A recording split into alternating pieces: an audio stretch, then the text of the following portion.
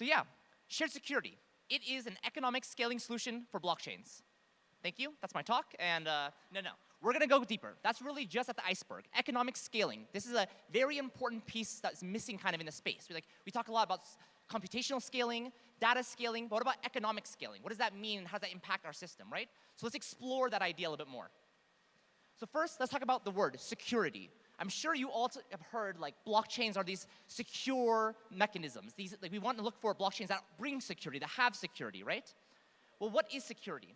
Well, security really represents the economic cost to change the canonical history of a blockchain, right? Chains with higher security are more resilient to attacks like double spend, right? This is ultimately what security is. Security isn't like my account is more secure or this cryptography is more secure. Security really means what does it take to change the history, right? That when I have a transaction in, what will it cost for me to change that? This is a very important detail which gets lost in words a lot, I think, okay?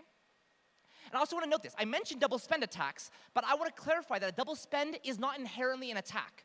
A double spend is perfectly valid in many blockchains. I can make a transaction with the same nonce, send it to 2 different accounts, and the whole point of a blockchain is to come to consensus. The whole point of a blockchain is to determine which of these 2 transactions is truth, right?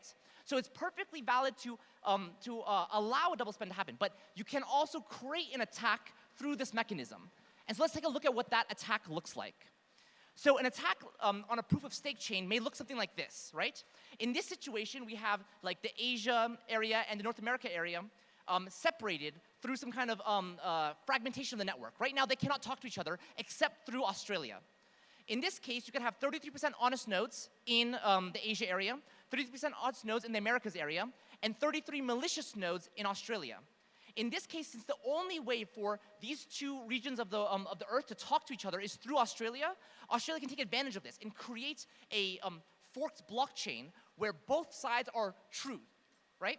So when we talk about Byzantine fault tolerance, normally we're talking about 66% of a network agrees about some truth. In this situation, you can see I've created 2 different 66% 66% backed blockchains. But in this case, Australia is being malicious and trying to present to you 2 different truths, right? This is how you actually attack with a double spend or attack with any kind of conflicting transaction. So in this case, what is the economic cost? Like, what are the economies here? Well, basically, at some point, we should assume that the network won't be fragmented forever. At some point, these 2 regions will be able to talk to each other. And what will actually happen is that you'll start to see, well, Australia has been lying to us, right? We've seen that Australia is telling us 2 different truths, and we'll be able to identify that this is a problem. And when that happens, what we'll do is slash them, right? Australia is being malicious. We have signatures and other verifications to say there's conflicting ideas in these 2 different spots, and what we'll actually do is slash the people in Australia and say, hey, you did something bad. But it could be that the attack that Australia did to everyone else, by the way, no offense to anyone from Australia, so just an example, right? But the attack that Australia did to the network could be worth more than the slash that they imposed, right? But often you would hope that the slash conditions are so high such that it would deter any of these activities from happening. But I want to clarify again, this is not a flaw in blockchains. All blockchains can be attacked. It's all about security. How much is the economic cost to prevent that? What's the probability of it happening, knowing the economic costs, right? So again, there's a very tight relationship between economies of blockchains, token values, and securities, right? So what is the bootstrapping problem? Well, if we know there's a relationship between economies and security, then what we have to worry about is new chains. When new chains are coming into our ecosystem, oftentimes their economies aren't sufficient or stable enough yet, right? And really, one of the things I want to argue why shared security is so important is that one of the scarcest resources in the blockchain space is economy, is money, right? Yeah, we'll go deeper into this idea, but like this is a really important thing. So when we look at new chains, oftentimes new chains have relatively small market caps. Oftentimes new chains are very speculative. The price goes up and down crazy. If we know the security of a chain is attached to these kinds of economies, it's not good, right? We want to have and provide secure blockchains while allowing new members to join. This is the bootstrapping problem, right? And so how do we solve this problem? I think we can all say it together. Shared security. This is the idea. So the idea is if you believe that economies are attached to security, that new blockchains need to come and exist, that's a good idea. We need to think about ways to actually share security between different blockchains. Now, there are some different forms of shared security today. And shared security, I mean, in a broader scale, could actually mean a lot of things, but I'll talk about a few different ones. There's native shared security, which is the kind of thing that we provide with Polkadot. I'll talk about that a little bit more. But it's basically shared security at the protocol level, like protocols designed to provide shared security. Then you have rollups. I'm sure everyone's heard about rollups. Rollups are a very exciting thing, especially for the Ethereum space. But they are actually using shared security too. You have off-chain somewhere, some kind of rollup solution. They're aggregating and putting transactions together, and then they're bringing those transactions and verifying them on things like Ethereum, acting as a security layer, right? The security of those rollups are as much as the security of Ethereum. And similarly, there are other ideas. I think Eigenlayer and some others are doing restaking. Basically, if we know that the main issue is we need a stable currency, a valuable currency, we can actually just take currencies from other blockchains and reuse them to secure other chains, right? And we'll kind of go through these things, but these are different forms of shared security. But I want to mention that not all of these are equal. You know, some of them are better than others. And so what I would like to do is present our form of shared security in Polkadot, tell you a little bit about it, and then compare some other protocols and just let you all decide for yourselves what are the trade-offs and benefits between these different things, okay? So let's go to deep dive into Polkadot. Really, really briefly, Polkadot is a network that connects blockchains. We call those different blockchains we connect parachains, and really Polkadot is a vision towards a multi-chain future. If you believe there'll be many blockchains in the future, which I hope you do, Polkadot is really trying to solve and work on those kind of problems. Polkadot provides shared security. It's one of actually the main functionalities of the protocol. It's unique in that all of the parachains connected to Polkadot natively have the same security as the main relay chain. So if you see Dot as one of the top 10, 15 cryptocurrencies out there, know that every single small chain attached to Polkadot has the same kind of security as a top 10, 15 blockchain. That's really exciting, and something that we think is going to be really scalable for new blockchains out there. Now, I want to actually go through the mechanics of how shared security in Polkadot works, but I want to give you the information that there's some building blocks and there's some ideas. And there are other protocols out there which are trying to do their version of shared security. And I would argue to you that if they don't have these similar pillars, that they are probably not doing it the best. The pillars here is WASM, which is kind of a shared executable format, an open format for how we can decide how chains should execute. The Parachains protocol, which is a native protocol built into our blockchain to handle all of the mechanics of handling parachains, shared security, etc. And then the relay chain, which you might have heard the term beacon chain or other things like that. This is a very key part of coordinating all of the parachain protocol, coordinating the shared security together, okay? So these are the kind of pillars. If you look at other protocols, they don't have similar pillars to this. They're probably doing something a little bit different. They're probably making compromises in other areas. Okay, so look at this. So in the Polkadot ecosystem, we're going to start with WASM, right? All of the blockchains in our ecosystem, they define their state transition function, their core logic of their blockchain using WASM. We kind of creatively basically implement this WASM blob into the chain itself, and we use it as like the how do we do execution. And this is a very key part of a lot of things we do in our space, but it's also very important for shared security. I want to give you an analogy, okay? The analogy is like a game console. So you can imagine that there is a Polkadot client. There's some binary that you run on your computer, right? This is a game console. But it doesn't have built into it one game. In fact, you can actually switch out the games. You can build different games. In this case, those games are different WASM runtimes, WASM state transition functions. And all we do in this client is basically say, hey, we can execute a WASM file. You give me the WASM, we plug it in, and we turn your game console into a specific version of a blockchain, right? If you put in the Polkadot console or the Polkadot game, it's a Polkadot blockchain. If you put in the A-star one, it's an A-star blockchain. This is a very key idea for how we kind of separate the client and the actual logic of your blockchain. Okay? It's easy enough. And I'm going to kind of show you this, but I'm going to explain it more. But really, Polkadot acts as a super console. It doesn't just have one slot. It has many slots. Polkadot can be many different chains at the same time. And this is a key part of how we actually create shared security. We actually validate the things that are happening. So now let's talk about parachain validation, okay? This is the next piece. So the way that we scale Polkadot is we do execution sharding. The word sharding probably is also something you have heard before, hopefully.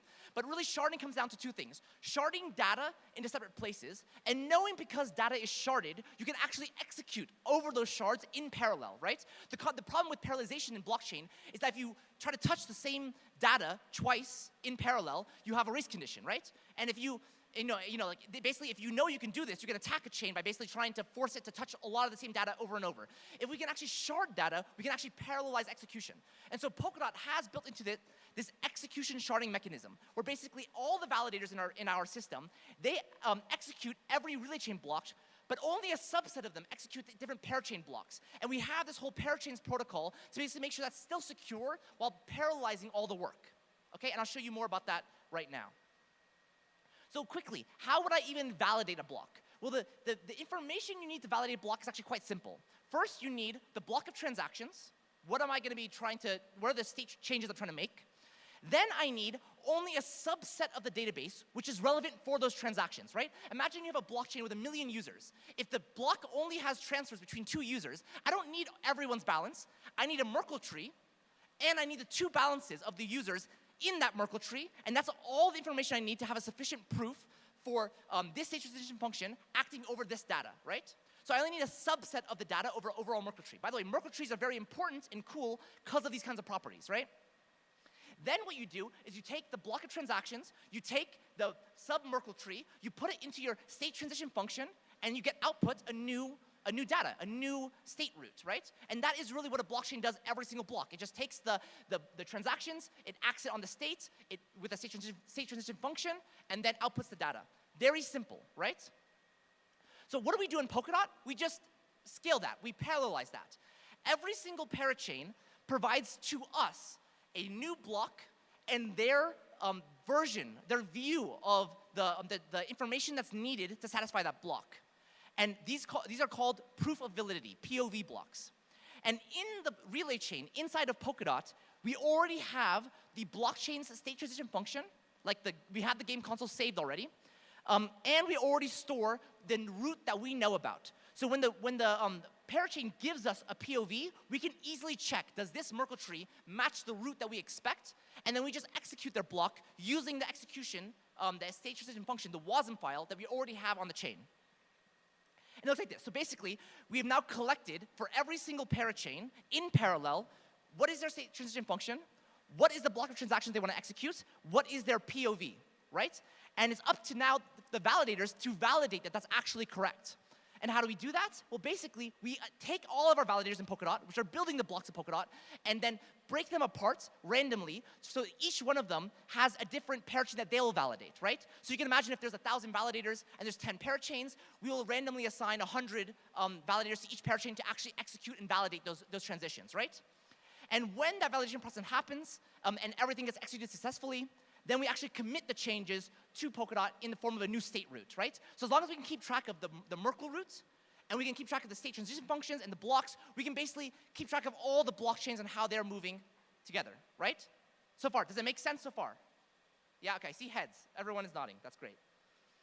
But this process sounds very nice, right? Like, everything's just gonna work, right? Well, that's not how blockchains work. There's a lot of attacks, but we have within the protocol, which I won't go into today, a lot of different checks to make sure these things happen correctly. For example, in Polkadot, natively, we have a data availability solution. We use erasure encoding to make sure all the data that's needed for Polkadot verification is available. We have approval checking. We have a process that other validators are checking each other's work. We don't just trust one person says, hey, this looks good, accept it. A lot of people are checking. There's a lot of economics and slashing that can be involved to make that happen. And finally, dispute handling. If there is someone who comes and says, hey, I think this person did the problem wrong, we have a whole disputes process handled natively in our protocol, which will actually resolve and figure out what is the problem, is it actually a problem, who should get slashed, where are the economies and security around the network, right? We talked about economies and security. And what does this all mean? Well, what we achieved with this parachain process is the ability to finalize parachain blocks along with Polkadot itself, right? This is what I'm talking about. Polkadot shares the security because every time Polkadot makes a new block, it is including all of the blocks of all of the other parachains that it has validated, right? And so each of these slices you see here, these are slices you can think of as a relay chain Polkadot block. And connected to them is all of the parachain states for all the parachains connected to it. So as we make new blocks on Polkadot, we are ingesting and processing new blocks on all the parachains, and each time we submit a new block, Parachains also get that block included. And finally, when we finalize our blocks in the network, you having your state in that block, it also gets finalized, right? That means that your parachain canonical state, your finalization, your consensus is delegated to Polkadot. We give you security. That's the whole idea. And there's more than this, right? Actually, if you think about it even deeper, if we're actually building a native shared security protocol, we can also secure the interactions between chains. This is actually something you don't get in a lot of other protocols. If you're trying to build shared security on top of something like Ethereum, Ethereum doesn't have a native interoperability stack attached to layer 2s, right? They have to build something themselves. Because we designed it from the beginning to be an interoperable solution, we can actually finalize the interactions between chains and handle that as a part of our protocol itself. This is a very key piece. I'll maybe answer questions later, because I'll have to go. But I love that you're asking a question here, because it's a good place to ask. Okay, so then, I went really fast through this, but the high-level idea, again, you can see how WASM, as a generic way to create these game consoles, which can be shared around and passed around, very important. The Parachains protocol, natively handling all of the things around a sharded network and providing security, important. And the relay chain, acting as a hub for these different finalization points, how everyone should work together, very important. If you have shared security protocols which don't have all of this, something is funny, to me at least. You have to convince me that you don't need all these things, okay? So I want to leave comparing some options, okay? I talked, there are other shared security options out there. They have pros, they have cons. Let's talk about it and let's start a discussion around it, right? Like, let's not assume that what I'm telling you is the send-all be-all, right? We should think about and analyze these different options, okay? Obviously a little bit biased, maybe this is my view on things, but you know, it's okay. So restaking solutions, right? So these seem to be pretty cool because they're like protocol agnostic. It's really simple to move tokens around and basically create systems where you can slash them, right? Smaller, newer chains can actually take advantage of, you know, more established economies, right? The problem here is that, you know, as you restake the same token over and over and over again, that token becomes, it's like one strong guy trying to hold more and more chains on its back. At some point, it's gonna fail. At some point, it's gonna be more valuable to attack 10 chains at once against one token than to basically scale that token out. Like, it's just, you can't have one token secure everything, right? And also, there's really no cryptography happening here. It's all kind of soft systems where basically you fall back on centralized trust saying, hey, this went wrong. I mentioned a lot of cryptographic, interesting, verifiable ways to do things. You can't really do that with restaking. It's just moving tokens around and slashing them, okay? Optimistic rollups. This is really cool. This is obviously not limited by the complexity of the on-chain VM. It can be parallelized. You can stuff a lot of data in there because all of it's happening off the main chain. Really cool. I think the main concerns here is around censorship resistance and centralization. Like, to have those kind of sequencers created, it's, you know, that's where you start thinking, oh, well, Ethereum is very decentralized, but the sequencer for this roll-up chain is like 10 people, and they all may choose to include or not include your thing, or they might be a target for governments, like all this kind of stuff, right? And there's also this really big problem with time to finality. Because it's an optimistic roll-up, they're optimistically assuming these blocks are valid. What happens when something goes bad? Because all of this disputes handling has to happen on the main settlement chain, it can take very long, up to days to actually finalize transactions, right? Also fees and all kind of stuff, you can read the slide. Zero knowledge rollups. Now these are really cool. This honestly, I'm very excited to learn more about. I don't know enough about, but I really like zero knowledge rollups. They're great. They can be proven trustlessly. You don't need that much data because I think that the data proofs are generally like, you know, kind of O of 1 or like, you know, fixed size. They have instant finality as long as you can kind of execute the zero knowledge proof. And it's really exciting if you can do recursion, right? If you can have a proof inside of a proof inside of a proof, you can really wrap a lot of data. The problem again is around centralization, right? Like, zero knowledge computation is very intensive. Probably not everyone can actually create a new proof.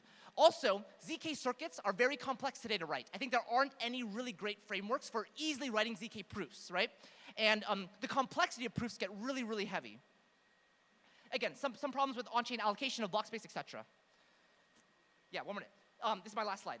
Basically, the last one I talked about Polkadot native security, right? So we have great things. I already talked to you about a lot of stuff, like all the things that we do which are great, which is like true verification handling, native handling of shared security, interoperability, sharding, all that kind of stuff. It's easy to develop a new logic because you just have to make WASM, right? Anything that compiles to WASM will work as a Polkadot compatible chain, basically. And there's much less concern of centralization from our collator system, how we produce blocks, than from the sequencers and provers in the other spaces. But there are some downsides. I would like to tell you them. Unfortunately, WASM is about 2 times slower than a natively compiled executable. That sucks. We require a lot of data being provided. Like, you know, you need to have that Merkle tree proof, Whereas like ZK rollups kind of have this like abstract verification proof. We have to provide like the real data, the real balances.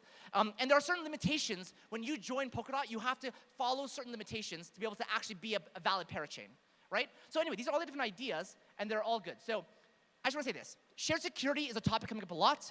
A lot of ideas are converging here. I think we should explore solutions. I think Polkadot has done a lot of really cool things. I think we're a long way to go. But if you have any questions for me, you can ask me. I'll be outside. And thank you so much for my talk.